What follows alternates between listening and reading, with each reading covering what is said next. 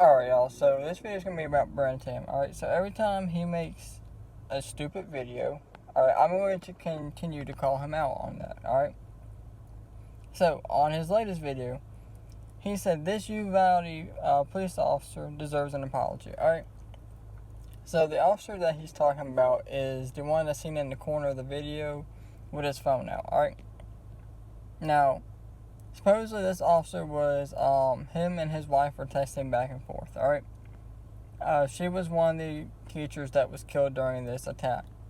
Now, me, alright, if I was married, or if I had children, okay, and I knew specifically that they were in that classroom, alright, I would be a man and go down there, alright? If it meant me dying to protect her or my kids, I would do that, alright? That's what a real man would do, alright? Now, he's trying to make excuses for this officer, alright? Nobody was holding his hand. Nobody was holding him back. He could have went down there and took out the threat. Nobody was stopping him from doing that, alright? He was not a man. None of these officers there were real men, alright? A real man would have went down there, took out the threat, alright, and that would have been that. They wouldn't have stood around there for 77 minutes being cowards. Alright, so none of them are real men. And, that's easy to say, sitting here, not having to do it. But I can tell you right now, if I was in that situation, like that one officer, resistance, alright, he had a clear shot of the suspect. What'd he do? He asked permission to take the shot. You have an active shooter going inside of a school, alright, and you ask permission to take a shot. Like, at that point, you just take the shot. You don't ask permission. You just take the shot, and you're done, alright? And the supervisor's claiming he didn't hear it. He never got back to him. Like, how do you not hear it, bro? Like, he literally said it into the radio. But, going back to it, why would you not just take the shot, bro? Like, it's an active shooter, and this man is going into a school. Alright? And another thing, they're talking about these officers were outnumbered. Bro, it is an 18-year-old with a gun versus grown men who have training upon months and years of training. And y'all are scared to go in there against an 18-year-old. You know how stupid that sounds? Grown men with shields, bulletproof vests, helmets, pistols, rifles. At least 15 of y'all, and y'all are scared to go against one kid with an AR-15. You know how stupid that sounds right now? Like, there's no excuses for these officers whatsoever.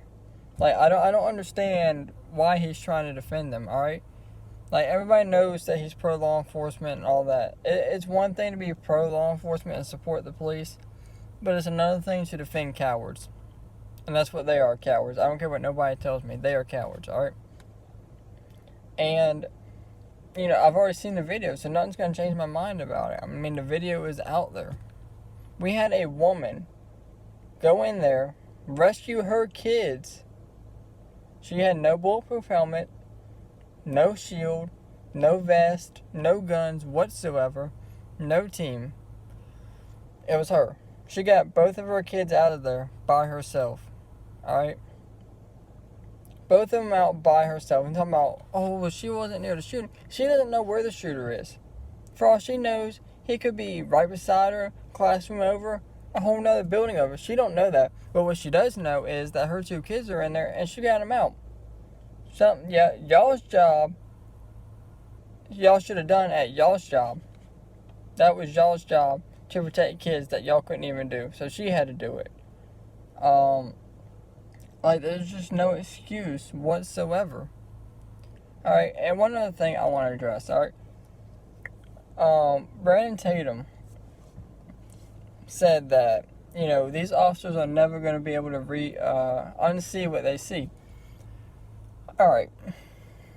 So, number one, y'all stood there for 77 minutes. 77 minutes. Alright, while these kids were getting slaughtered.